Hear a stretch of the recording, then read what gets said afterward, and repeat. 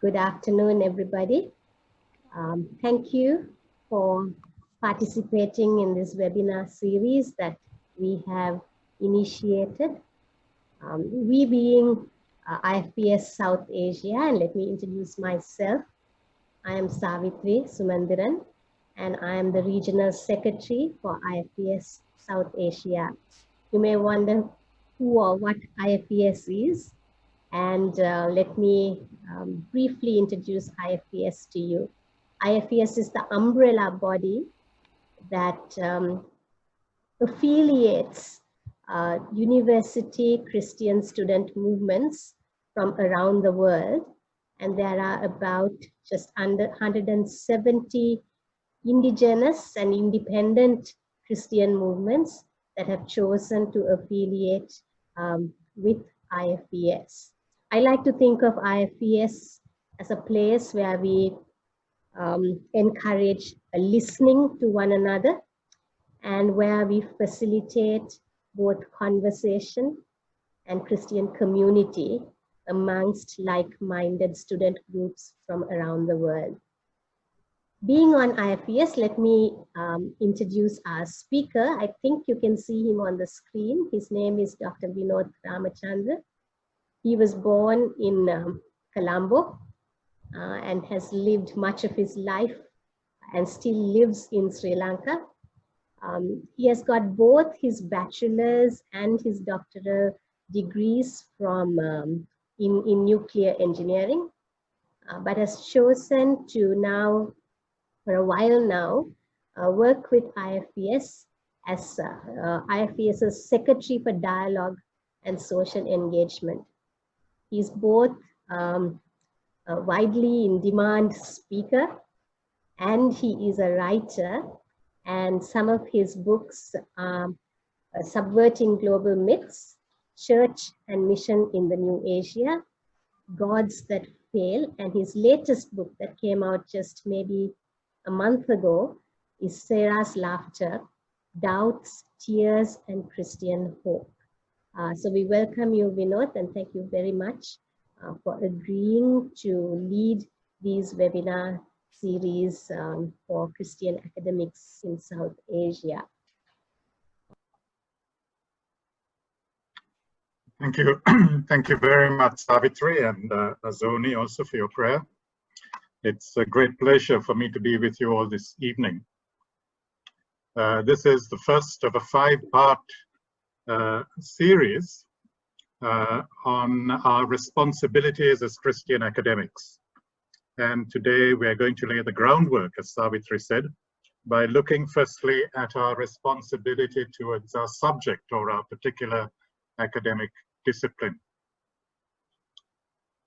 Most of what I'm going to say will be up on PowerPoint slides, and you don't have to worry, these slides will be available to you afterwards. So you don't have to worry about taking them down. This quotation from Abraham Kuyper is, if you like, going to be the motto for our whole series of webinars. I would only change one phrase in this, and that is, instead of our human existence, I would say our human and non-human existence, because Christ, as you know, is Lord not only of human existence, but he's also Lord of the whole cosmos, the non-human world as well. So what is our responsibility towards our subject? I want to suggest that firstly, we need to love our subject. Whenever I do retreats for research students, say over a weekend, the first thing I do is to ask them to share what they're doing and why they're doing it. And it's wonderful when their faces light up, their eyes have a glow in it when they start talking about their research topic. I remember on one occasion somebody getting very passionate about cockroaches. That was their field of research. Now I'm sure that you and I don't share that passion, but it's wonderful to see people getting excited, because if we love God and we see this world as our Father's world, then every aspect of this world is worthy of study. And the real challenge, I guess, is that I would love to see these students, their faces also lighting up when they speak of Christ and when they speak of what it means to be a disciple of Christ. And I think that this is a challenge that we face in our university ministry. And that is the challenge of how do we situate that passion for our subjects, our academic disciplines, our research? How do we situate that both under and within our passion for Christ and the coming of Christ's kingdom? That is the real challenge.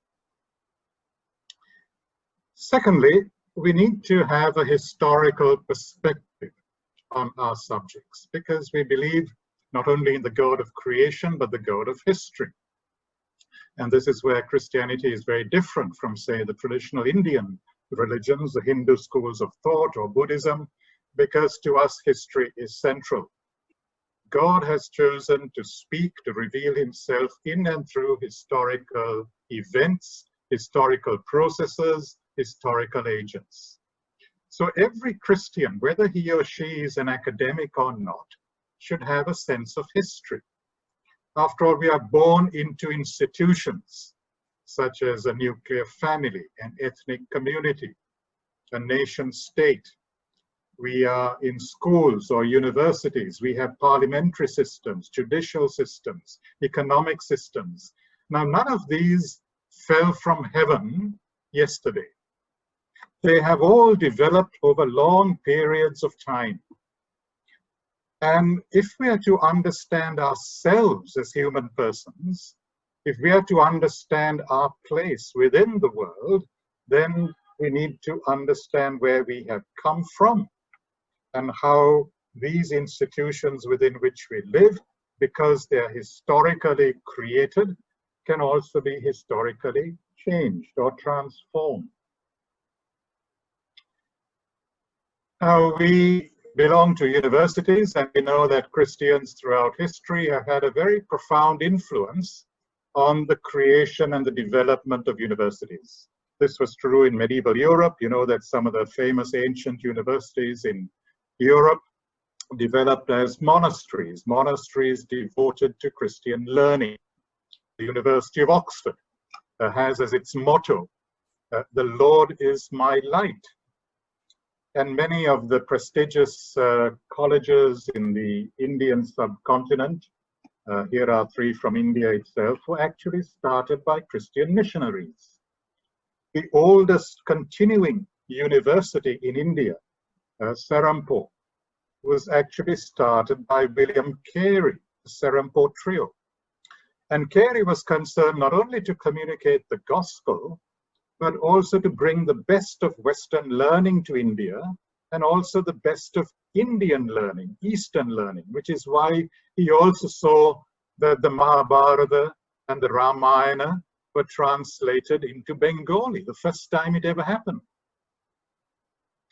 So we have a rich Christian legacy of involvement in the university. And if we look at our individual academic subjects, if we explore that history, most probably you will find a very strong Christian influence that lies within it. This is certainly true of the natural sciences.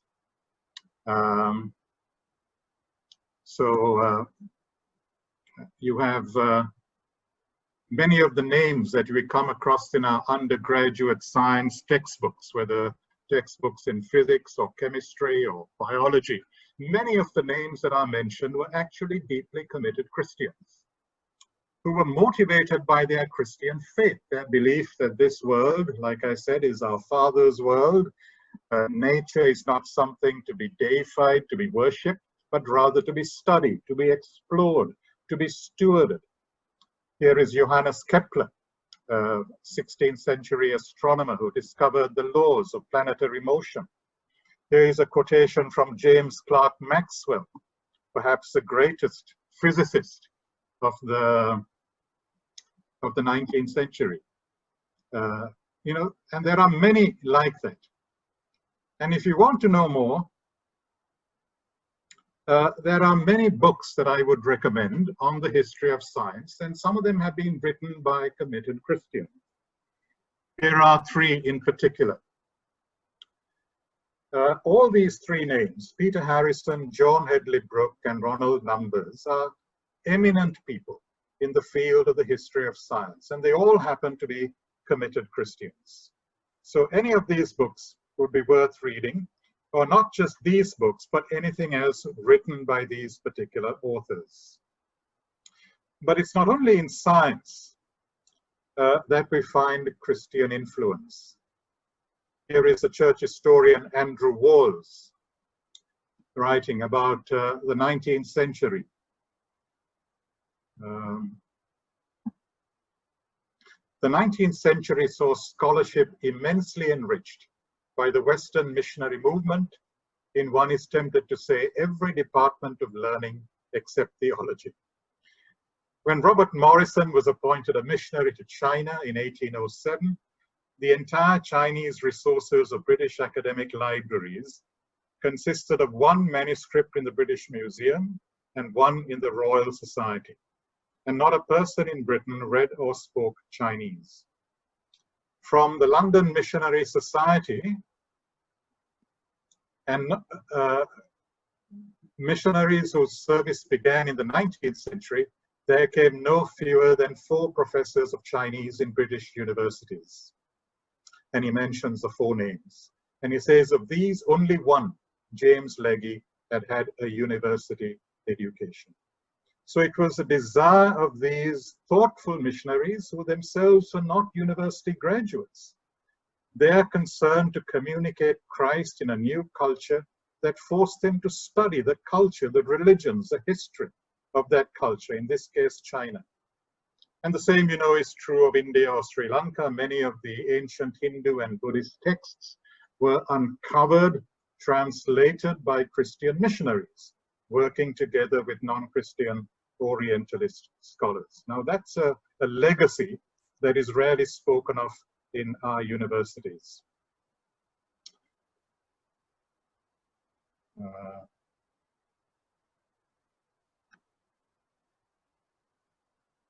I don't seem to be able to scroll.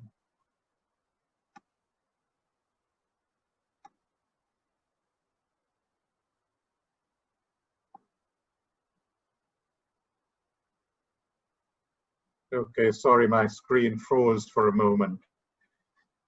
Right, so we move from a historical perspective to a biblical and theological literacy. This is something we need to cultivate. We read the Bible not as an end in itself. We don't read the Bible just to get information. We read the Bible so that as we live within the whole biblical story, the narrative of Scripture, we read the world through the Bible. So the Bible becomes, if you like, a set of spectacles or a lens through which we see the world around us, including our academic learning. Now, when I say the Bible is a story, I'm not meaning that it's fiction. Now, certainly there is fiction within that biblical narrative. Think of the parables of Jesus, or books like Job or the book of Jonah, which are clearly fictional. But the Bible as a narrative as a whole is referring to real historical events in space and time.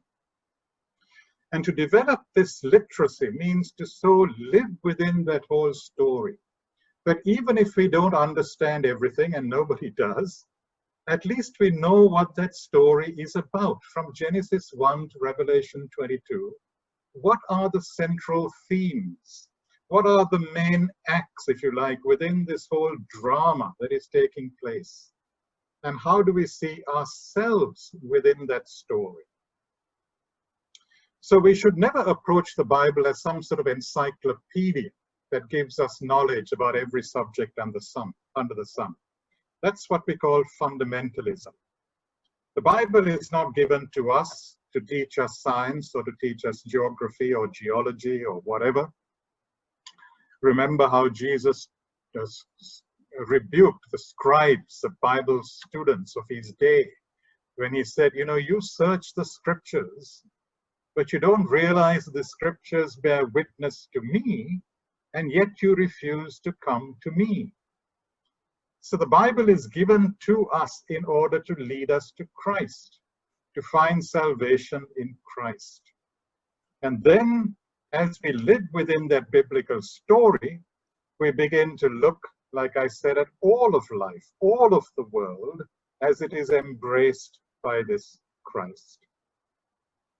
So how then do we need to be equipped as Christian scholars? Firstly, we need to develop during our lives a rich theology of creation.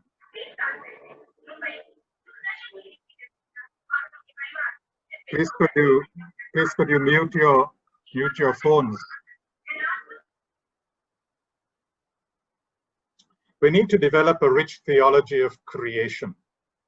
Creation is not something that God did 13.5 billion years ago. To say that we believe in the creation means that we believe that everything that exists, moment by moment, owes its existence to a creator.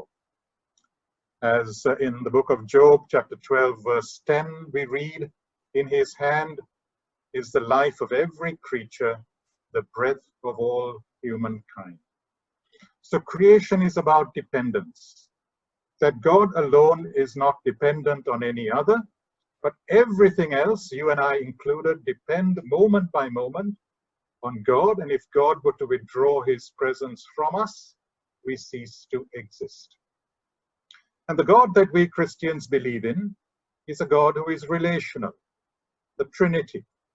So we believe that at the heart of reality are relationships. That's a radical thing to say, that the universe creation is founded on love, on self-giving love, a love that overflows in bringing into being a cosmos, an ordered, intelligible space in which you and I live. So to believe in creation is also to believe that there is an underlying order, a structure, an intelligibility to the world. That physical order is what is explored by science. There is a moral order that is explored by moral philosophers and moral theologians. So we need to develop a rich understanding of creation, because this is what undergirds not only the whole biblical story, but everything that we do in the academy. And we human beings are made, we are told, in the image of God in Genesis 1. And again, the image of God has two aspects to it. There's the idea of representation. God does not have a wooden or stone or metal representation on the earth. We, flesh and blood human persons, are his image. We represent God to one another and to the rest of creation. So the implication is that how we treat one another is a reflection of how we relate to God. Our worship of God is shown in the way we relate to one another. And the second aspect of being in the image of God is that we are relational beings. In a sense, we are pale reflections of the relationality that is the very being of God himself. So we are physically embodied relational beings, social, rational animals, related to God, related to one another. Now, it is that theology that is the basis for our belief in intrinsic human worth and also of human equality, despite all our differences. Secondly, we need a theology of sin. Sin is primarily a theological idea and not a moral idea. Before we talk of sins in the plural, we need to understand what is sin. And sin is essentially the refusal to let God be God. Sin is humankind's desire not just to be the image of God, but to be God, to be the center of the universe, to be the center around which everything else revolves. That is a human quest for autonomy. In the picture language, in that picture story of Genesis 3, it's symbolized by the tree of the knowledge of good and evil. That is, wanting the desire to decide for oneself what is good and evil, and not to submit to God's determination of what is good and what is evil. And so human autonomy always ends up in idolatry. We end up, ironically, worshipping the works of our hands or the works of our minds. And this also then leads to evil, both personal evil and what we call systemic or structural evil, the evil of systems within which we live, whether we speak of racism or sexism, patriarchy, nepotism, whatever, economic exploitation and oppression. So it's very important that when we study our subjects, teach our subjects, that we look at the way that sin, both personal and structural sin, is manifested, expressed in our particular academic subject. How is our subject actually being used by evil powers, not for good, but for harm? Now, these are questions that as Christians we need to be alert to. Where does this quest for autonomy, where does human idolatry take practical shape within our particular discipline, whether it's economics, whether it's engineering, whether it's medicine or whatever? Thirdly, we need a rich theology of revelation. God has revealed himself in his creation, in every human heart. You know, there is a relationship to God in every human culture, because God is a creator of all. But that revelation does not really tell us what God's character is like or what God's purpose is like. And often our reading of creation is marred or distorted by our sinful, self-centered human tendencies.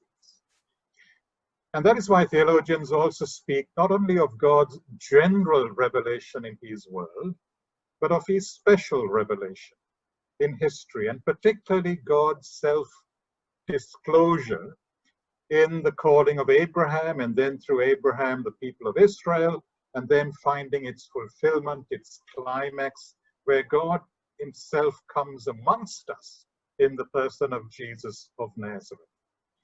So the incarnate life of Jesus, his death and his resurrection, become, if you like, the climax of God's self-revelation. So that we look at Jesus and we say, if you want to know what God is like, look at this man. But God does not only reveal his character and his purposes for the world through Jesus and the story of Israel within which Jesus is situated, he also does something about our human tragedy, the tragedy of sin, of idolatry, of evil. And so we need to develop a rich theology of redemption, of reconciliation, that God is reconciling the whole of creation to himself. He is renewing this fractured, this distorted, this twisted creation that is humanity. And he is reconciling not only individual human beings through the life and the death and the resurrection of Jesus, but his intent is to redeem all the works of human hands, all those human institutions, all human cultures, all human structures. There is that wonderful picture at the end of the book of Revelation, where God's kingdom is pictured as a city that comes down to earth, and where all the kings of the earth, representing the various cultures of human history, bring their treasures to enrich the life and the worship of the city, the new kingdom of God, the new Jerusalem. And I read that as saying that all that is true and all that is good and all that is just and all that is beautiful in human history, in whatever civilization, in whatever culture, will be there for us to enjoy forever. It will be shorn of all its sinful, idolatrous accretions, purified, purged of evil. So it's only the Christian who can say that the work that we do from morning till evening, whether it's in architecture, whether it's in zoology, if it is in line with God's kingdom values, God's kingdom purposes, is not lost with death and destruction, but it will be resurrected with us in that final kingdom of God. That is our Christian hope. So we need to develop as Christians this rich theology. Creation points us to what is good in God's world. Sin points us to what has got fractured or twisted or distorted. And reconciliation, redemption, the kingdom of God, whatever you call it, points us to what is new. We live in this age between the new creation that has dawned in the resurrection of Jesus and which will come in its final consummate glory in judgment and in our resurrection at the end of history. And we live in that tension between the now, the unredeemed creation, and the not yet, that which is to come. So we need to all our life be working on these areas of equipping. Let me recommend some books. My own book, Gods That Fail, has a whole chapter explaining the doctrine of creation. Another book of mine, which I co-authored with Howard Pescott, The Message of Mission. It speaks of mission from Genesis 1 to Revelation 22 in the form of Bible expositions on selected passages of Scripture, both in the Old and the New Testament. And this is a book that's available for you in India. It's published by Sayax Press in Bangalore at a very affordable price and a very good printing. A much bigger, fuller book is Christopher Wright's The Mission of God, Unlocking the Bible's Grand Narrative. So these are books that we should be reading to actually learn to indwell within that biblical story. Now, I'm going to give you in the rest of my presentation examples of Christian reasoning from a number of different academic fields. I'm going to mention various books and various authors. The authors are more important than the books. And you can, even if you can't access some of the books, you can Google these authors, because the reason I mention them, as opposed to other equally good authors, is that these are people whom, in my experience, whatever they write is worth reading on that particular topic that I'm going to mention. So if we take technology, for example, here are two books. One is a fairly small book written by Ruth Conway, Choices at the Heart of Technology. The other is a much thicker, more philosophical book on technology by a British theologian called Brian Brock, who's written a number of books helping us to think through what technology is, how technology shapes us, because technology is perhaps the biggest challenge that we as Christians face in the 21st century. A couple of quotations from Brian Brock's book, Technology is Sin, when it becomes a way of life expressing a quest for power and self-aggrandizement. It is sin as life formed by the fetters of self-interest, without wonder at the goodness of existing creation, without concern for the neighbor. Quentin Schultz is an American who also writes on technology. Quote, recognizing the potential for moral as well as technical disaster, we need to accept the humility that comes with responsibility. Humility is a crucial virtue in the age of cyberspace. It reminds us to accept our technological limits and then to live thankfully with them. Humility leads to a healthy skepticism and even a reticence or a silence, a willingness when appropriate to say no to some technologies, for example, the development of nuclear or chemical weapons or human cloning, or using technology for mass surveillance, while remaining grateful for those that help us live more fully as virtuous stewards of our time and our talents. Let's take computer science. Craig Detweiler is a Christian professor who writes some very interesting books. Here is a book that he's written on selfies. These are books from my personal collection. There are, like I said, other books written by these authors that you will find on the internet.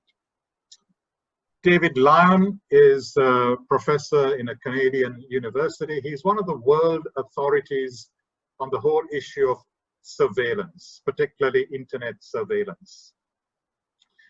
The other two writers, Sherry Turkle and Jaron Lanier, are not Christians. But I put them up because often I find that there are non-Christians who are reasoning in a Christian way, which a lot of Christians in the field are not doing. And we should not be surprised because, like I said, all human beings are made in God's image, and the love for truth, the desire for justice is implanted in all our human hearts. Sherry Turkle is a sociologist at MIT, and she has spent her whole academic life researching into the way that humans engage with computers, what computers do for humans and do to humans. Jaron Lanier is a well-known software engineer, one of the pioneers of virtual technology, and his book, You Are Not a Gadget, is a very powerful critique of the way that we have handed over so much power to machines, and we somehow lower ourselves to make our machines look superior to us. So again, some representative quotes from Sherry Turkle. She writes, with technology, we have a tendency to take what begins as a supplement and turn it into a way of life. Text messages weren't meant to disrupt dinner table conversations, but this supplement to talk now became a substitution for talk. She goes on to sum up a large number of studies. Face-to-face conversation leads to higher productivity and is also associated with reduced stress. Call centers are more productive when people take breaks together. Software teams produce programs with fewer bugs when they talk more.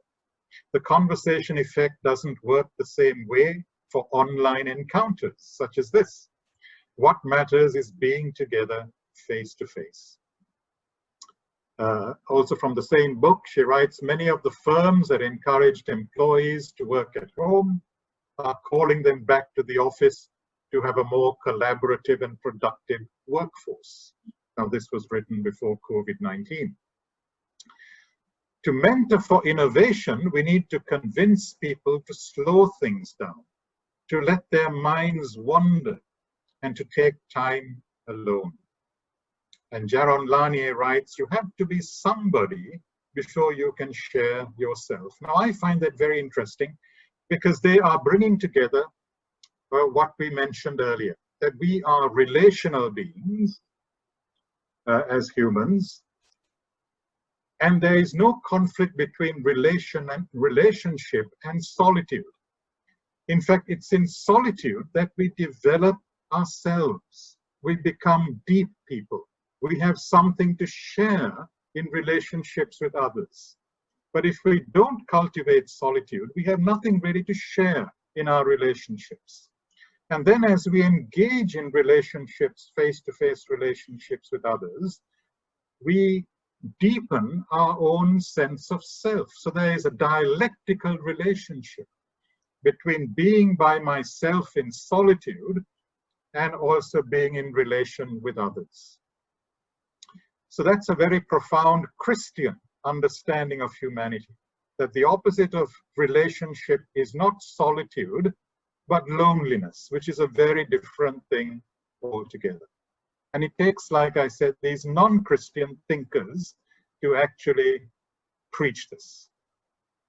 Then let's move to law. For 2,000 years, there's been Christian reflection and writing on various aspects of law. Emory University in the US has a Center for Law and Religion, and they put out a very interesting series of publications on different aspects of law and religion. And the first two books here on your screen are two books that I have. The first, Introduction to Christianity and Law, and the second volume on Christianity and Human Rights. I would recommend those of you who are in law to actually build up that whole collection for yourselves. Jeremy Waldron is a very famous legal philosopher at New York University. His book, One Another's Equals, The Base of Human Equality, is based on the Gifford lectures that he gave 2 or 3 years ago. Waldron is also a very committed Christian. Oliver O'Donovan, a philosophical theologian, writes about law. He says the theological impulse behind the conception of international law is altogether superior to the theology of empire.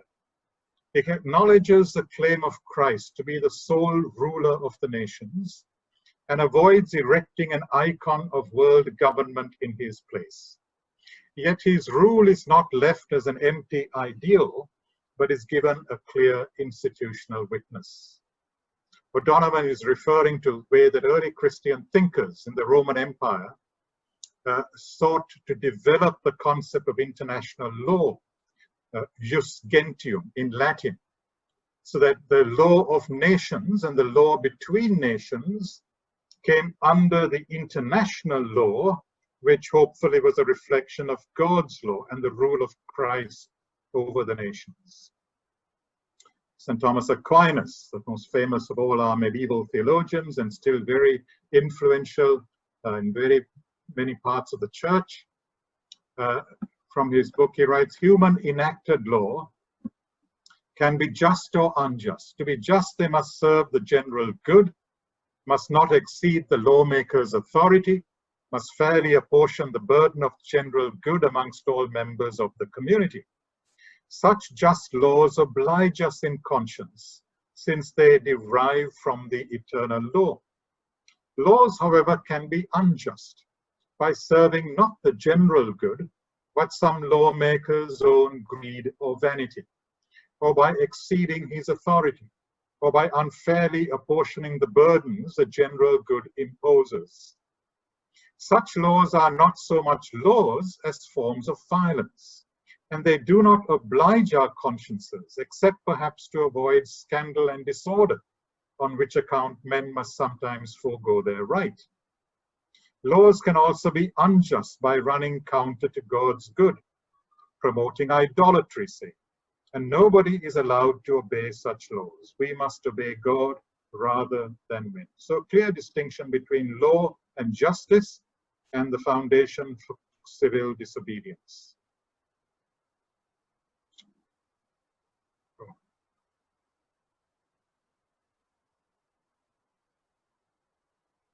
Again, my screen seems to have frozen.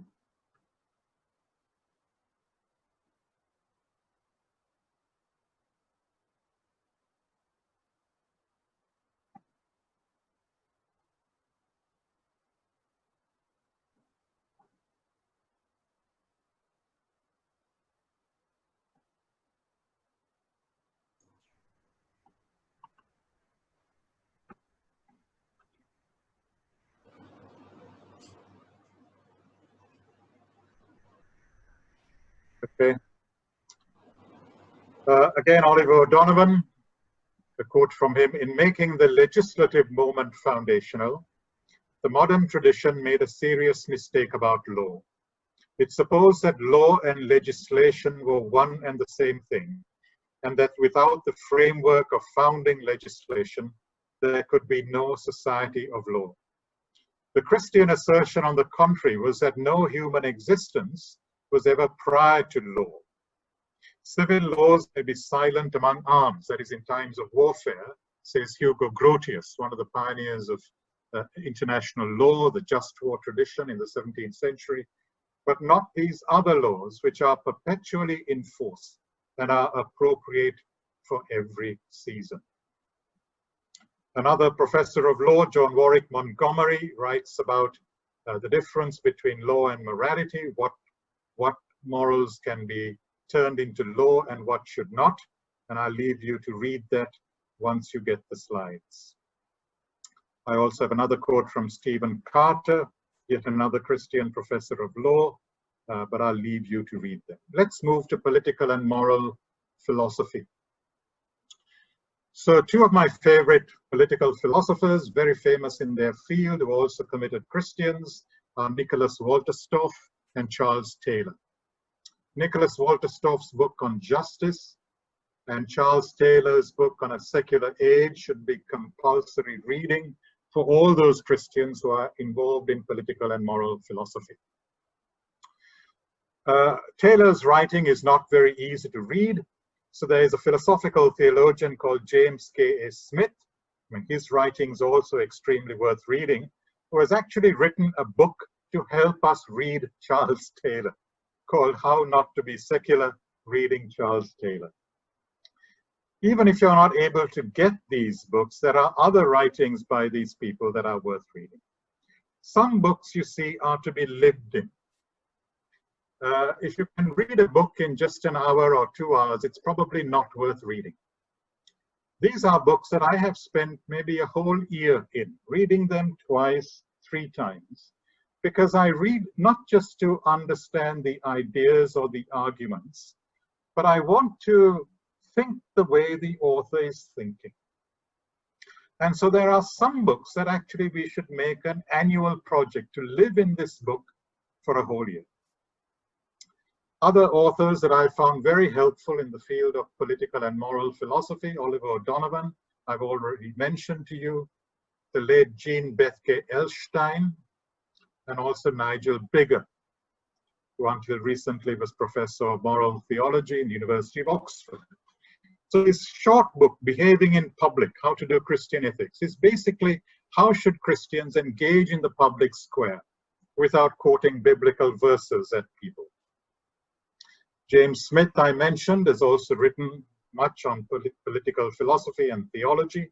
Roger Trigg, a British philosopher, and Jonathan Chaplin, again taking issues like equality, freedom, multiculturalism. Here is a quote from Reinhold Niebuhr, perhaps the most famous public intellectual, Christian public intellectual in the USA in the middle 20th century. Man's capacity for justice makes democracy possible, but man's inclination to injustice makes democracy necessary. So this is again looking at democracy from the lens of the theology of sin, as well as the theology of creation.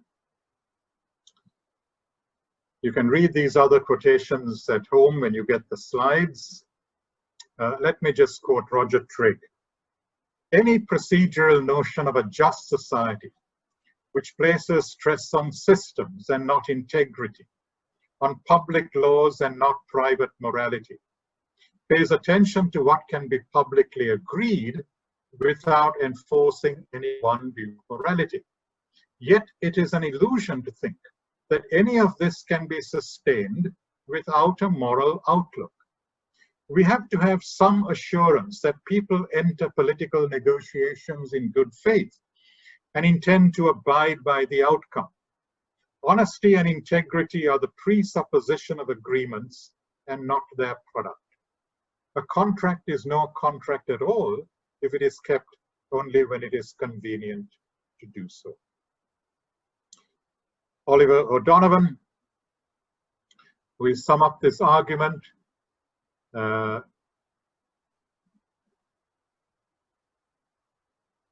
I'm getting these messages on my screen, Wilson, about people wanting to be admitted. Is there any way to remove these messages? They're obscuring my texts. Yeah, I will see to it. Yeah. Yeah.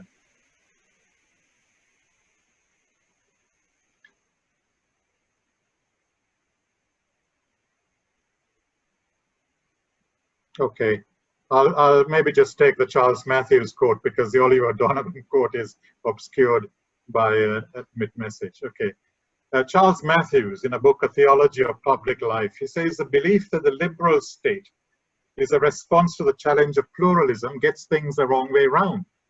Pluralism is a problem only when you have a monotheism of the state. That is, when the state claims to be the only game in town as regards power and authority. Without such an essentially aggrandizing political structure, diversity in belief and heterogeneity or diversity on the ground is much less difficult. Pluralism is a central problem for modern states, not because of pluralism, but because of modern states. Jonathan Sacks is a Jewish rabbi, a philosopher, and again, one of those non-Christians whose writings I find are profoundly biblical, theological, and from which Christians can learn so much. Charles Marsh, his book on Martin Luther King and the Civil Rights Movement, again showing how Martin Luther King's vision of civil rights and social justice came out of his reading of scripture and the whole Christian theological heritage.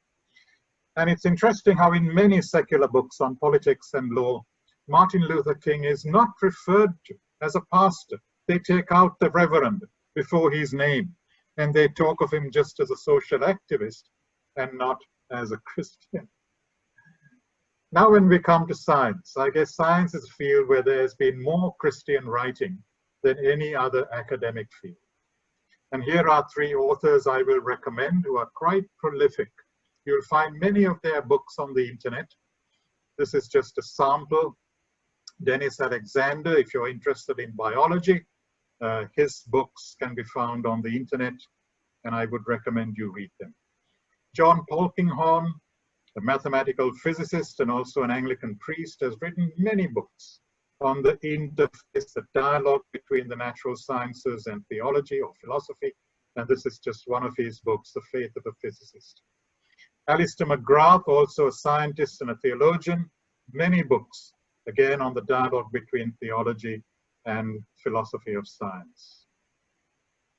There are also websites, the Faraday Institute in England, where you can download a lot of articles, often free, watch videos on different aspects of science and Christian faith. The BioLogos Foundation in the US, set up by Francis Collins, is also a very useful resource. One quotation I will pass on because of the lack of time. You can read these at leisure once you download the slides. Medicine. Three books that I would recommend. John Wyatt, former professor of neonatology who writes a lot on Christian medical ethics. His book, Matters of Life and Death. Gilbert Meilander is an American bioethicist. And this is a simple book, Bioethics, a Primer for Christians. He's written many other books, which I would recommend. Atul Gawande is a Hindu. He's an Indian physician in America who's written a series of best-selling books in America on the limits of medicine, very critical about the way that medicine is actually practiced, especially high-tech medicine. And so his writings on sickness, on aging, are very worthwhile. And I would love for all medical students and medical doctors in this country to be exposed to Atul Gawande. Again, I'm having people wanting to be admitted coming onto my screen, so I can't read my text. Some of them keep dropping for internet connectivity. They need to be readmitted. I will remove Vinod sir. Please, can you mute your phones and please? Vinod sir, this is Vin. I will remove you from being co-host, okay? But still, okay. The spotlight will be on you so that you won't get that message. Fine, thank you. Yeah. So okay, from Atul Gawande, the problem with medicine and the institutions that are for the care of the sick and the old is not that they've had an incorrect view of what makes life significant. The problem is that they've had almost no view at all. Medicine's focus is too narrow. For more than half a century now, we've treated the trials of sickness, aging, and mortality as medical concerns. It's been an experiment in social engineering, putting our fates in the hands of people who are valued more for their technical prowess than for their understanding of human needs. Alistair Campbell is a professor of medicine, Christian. I think he's currently teaching at the National University of Singapore. His book, The Body in Bioethics, he writes, I quote, "The sheer nature of our presence with the other person can create interaction which is either therapeutic or disabling. In our body posture, our way of looking, our closeness or distance, the way we touch the other, the timbre of our speech. We create confidence or take away hope. Our bodies interact for good or ill. We can enter into the lives of others in an intellectual way, and this can be helpful and supportive. But more powerful than that is our physical presence.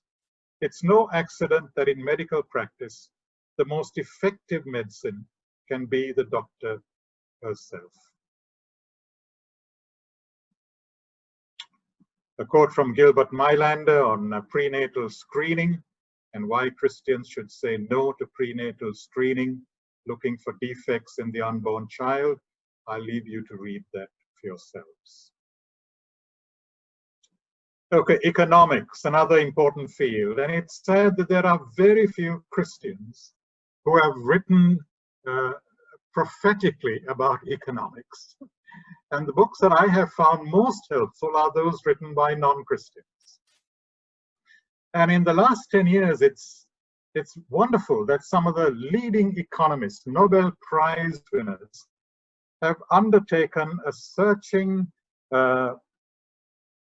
exploration of the very foundations of economics, questioning the way that economics is taught in textbooks, the very assumptions that lie behind taken for granted economic models, models of economic behavior. So here are 3 books I would recommend to all who are interested in economics. Fishing for Fools is written by 2 Nobel Prize winners in economics, George Akerlof and Robert Shiller. I'll quote from their book later. Ha-Joon Chung is an economic historian at Cambridge University, 23 Things They Don't Tell You About Capitalism.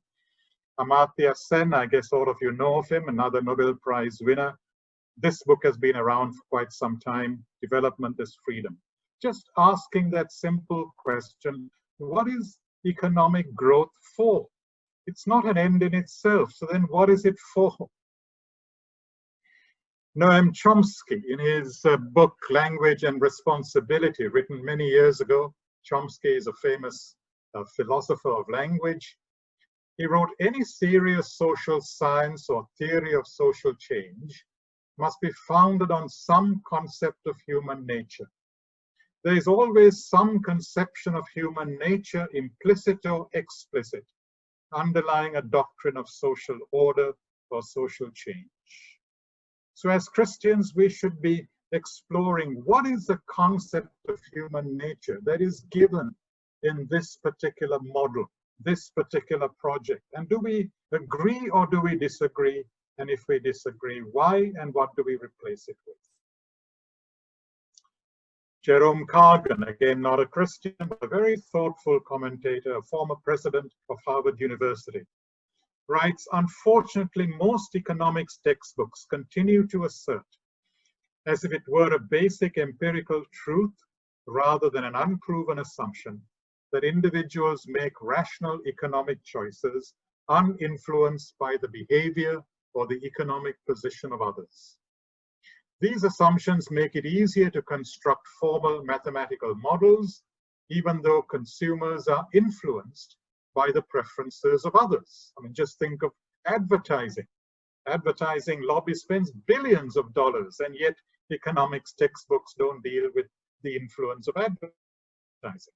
So consumers are not always rational, and as noted, they vary in the experiences they desire and their expectations of satisfying.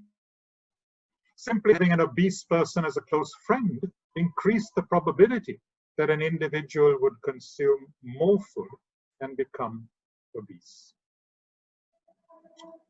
Tony Camp, a Christian economist, writes, as soon as we start discussing psychological processes, why do people behave the way they do, we come up against the fact that human beings often do think about the ethical, moral implications of their actions.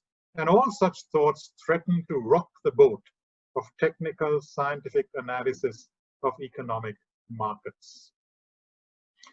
George Akerlof and Robert Shiller, the book that I mentioned, they say modern economics inherently fails to grapple with deception and trickery. This is the other side of people behaving ethically. People's naivety and susceptibility to deception have been swept under the rug. Competitive markets, by their very nature, spawn or encourage deception and trickery as a result of the same profit motives that give us our prosperity. In other words, if profit is all that we care for, then people will do anything to make a profit.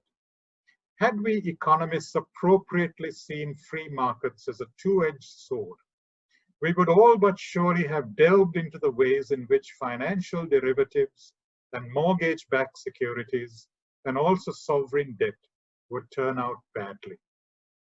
He's referring to the 2008 financial crisis. More than a handful of us would have sounded the alarm, but no economist predicted that. Peter Berger, the late Peter Berger, a very well-known sociologist, who was also a Christian, he says there are two facets of cost accounting that we would contend have been neglected in the largely technical analysis of development policies. One is a facet of human suffering. How much sacrifice and by whom does a particular development model presume to either inflict or accept? In other words, who bears the costs of this particular model of development? But the other is a facet of values. Human beings do not live by bread alone. How much destruction of the values by which men must live does a particular development model imply?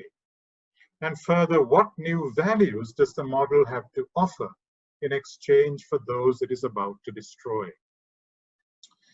So how does this particular model not only cause suffering, but how does it destroy meanings for people? This is why even Christian economists don't understand land. They think of land as just another commodity. So that's why I find Christian economists will often ask, well, why don't people just move to another location when they experience drought, soil erosion? They don't understand that land carries for people, especially for poor and tribal communities, meanings. Land is bound up with communal histories, with their identity as a people. Land is sacred. And we urban dwellers as well, if we live in a house for many years, moving house actually affects us spiritually, emotionally. We feel that a part of us is being given up. So our environment is bound up with meanings, with values that most economists simply cannot understand. Michael Schluter is a Christian economist who set up the Jubilee Center and the Relationships Foundation to bring back the importance of relationships into economic life and economic thinking.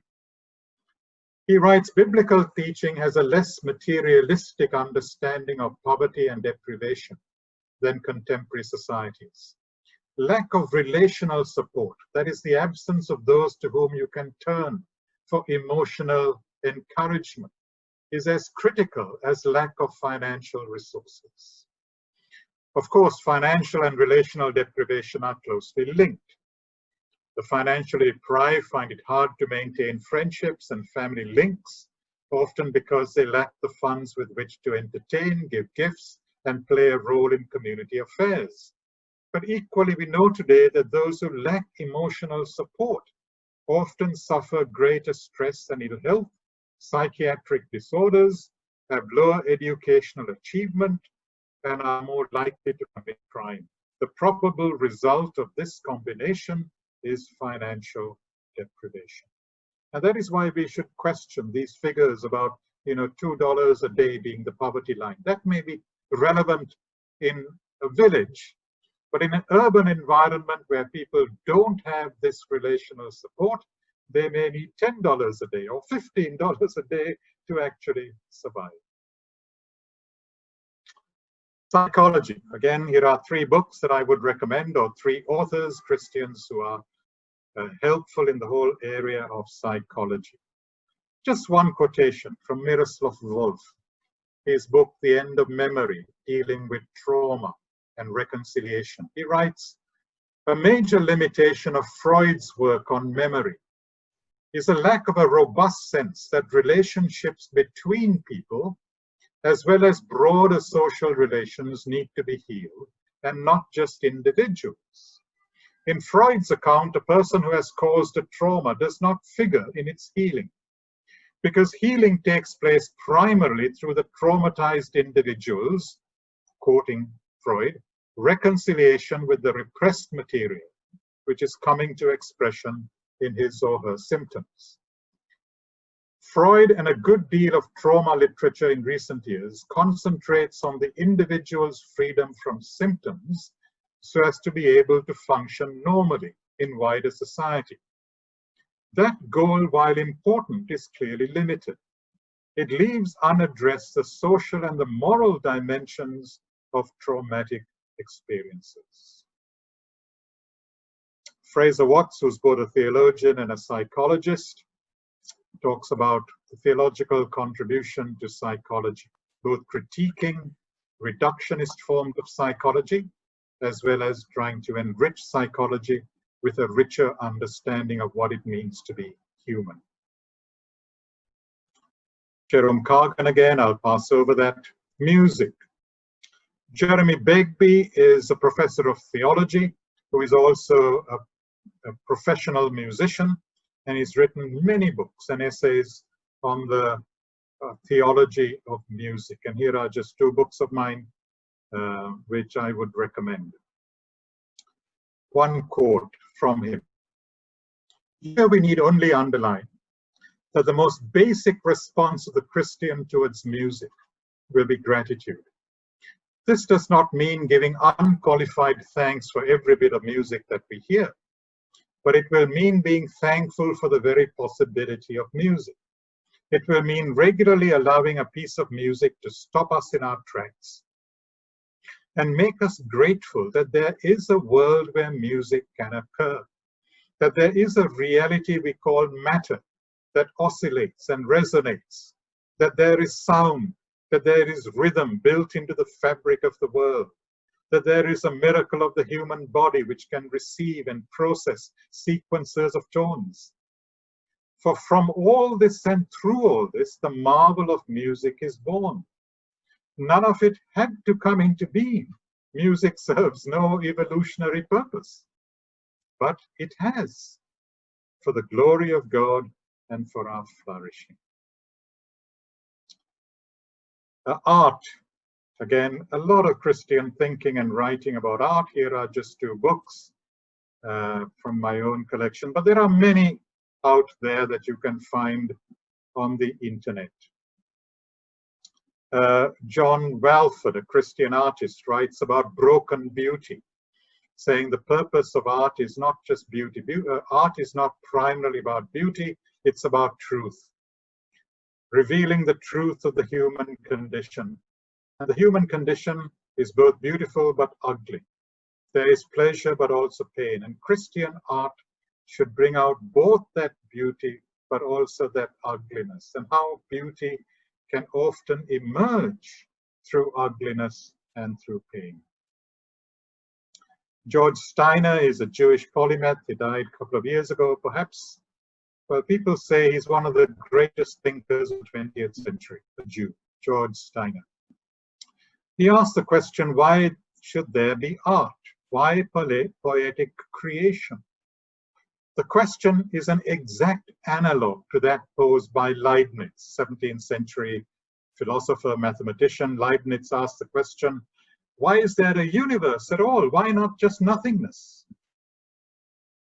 And Steiner says, I can only put it this way, and every true poem, piece of music or painting says it much better. There is aesthetic creation because there is creation. It is, I believe, poetry, art, and music which relate us most directly to that in being which is not ours. The questions, what is poetry, music, art, how can they not be, are ultimately, he says, theological questions. Jeremy Begbie again on painting, and how painting draws us into that which is beyond the painting. just as an icon does in Eastern Orthodox liturgy. Literature, books by Christians. Alan Jacobs is an American professor of English whom I find very exhilarating to read. Not only does he write about English literature and figures in English literature, but he writes regularly on various aspects of life. He's a public intellectual. C.S. Lewis, obviously, and his writings on English literature and writing. All students of English literature ought to be reading Lewis. Here's a quote from Tolkien. In explaining why humans create stories, Tolkien writes, "We make in our measure and in our derivative mode because we are made. And not only made, but made in the image and likeness of a maker." Rowan Williams writes on Dostoevsky. Rowan Williams, a former Archbishop of Canterbury, a very interesting, though rather difficult book to read on Dostoevsky. He says Dostoevsky, who was a Christian novelist in Russia in the 19th century, he works on the basis that the novelist is able to show in some degree what divine creation might be like. That is, by creating a world in which the unexpected and the unscripted is continually unfolding, in which there is no imposed last word. The novelist attempts what is in one way an obviously impossible task, a self-emptying in respect of the characters of the fiction, a degree of powerlessness in relation to them. Impossible it may be, the approach to it or the intimation of it may also be an intimation of the work of a creator who does bring actual separate agents with choices into being. So all artistic creation gives us intimations, hints of the divine creator and how he works with his world. Postmodernism, post-colonialism. Impossible to study English literature or history in our part of the world without coming across various accusations that the Western Christian missionary movement was hand in glove with the whole colonial imperialistic enterprise. And we need to be reading more deeply history. I have a chapter on post-colonialism in my book, Subverting Global Myths, which is sadly now out of print. But see if you can get a copy from somewhere. Andrew Porter was a professor of imperial history at the University of London, and his book, Religion versus Empire, ? Probes this whole issue. And he in fact suggests very provocatively that in many places, including the Indian subcontinent, it was missionaries who actually stood opposed to a lot of the colonial projects and who defended and protected native interests. So the picture is much more nuanced than how anti-Christian nationalists today present it. Brian Stanley is another well-known Christian historian, and his many writings. He edited this volume on the right called Missions, Nationalism, and the End of Empire. So again, these are authors that you need to research and read their books. Lamin Sanneh, the late Lamin Sanneh, a West African scholar who was teaching at Yale, has written, "The Christian attitude to religious language places right at the heart of things the idea that people, especially ordinary people, should understand. A view with momentous consequences for social and cultural awakening. It's the Christian promotion of this indigenous particularity with the vernacular translations of the Bible, which laid the basis for cultural renewal, the modern nationalist phenomenon. By their root conviction that the gospel is transmissible in the mother tongue, missionaries opened the way for the local idiom to gain the ascendancy over assertions of foreign superiority." Again, in our context, this is countercultural to say these things, but these things need to be said. Stanley Hauerwas, just a reference to postmodernism. He's a theologian, American. Christians must be able to narrate postmodernism in a manner that postmodernism cannot narrate Christianity. Or more adequately, we must show how Christianity provides the resources for a critique of its own mistakes in a way that modernity or postmodernity cannot provide. And finally, here is a book that was put out by the Singapore IFES movement a few years ago, written for undergraduate students, those students who are beginning their university studies. It has short chapters on different academic disciplines, written by different scholars. There are 3 South Asians who've written chapters. Interestingly, all 3 are from Sri Lanka, including myself. The rest are Singaporeans, but there is one chapter on science by Dennis Alexander, whom I mentioned earlier. Now, this book has been made available by the Singapore movement free of charge to anybody. Like I said, it's really for undergraduate students, but maybe even as academics. Perhaps this is where we could begin. If the other authors and books that I've been mentioning you find too difficult, at least begin here. But to download this and read this, this is an ebook, you need this Kobo app. But again, that is also free. You can download it free and you can use it.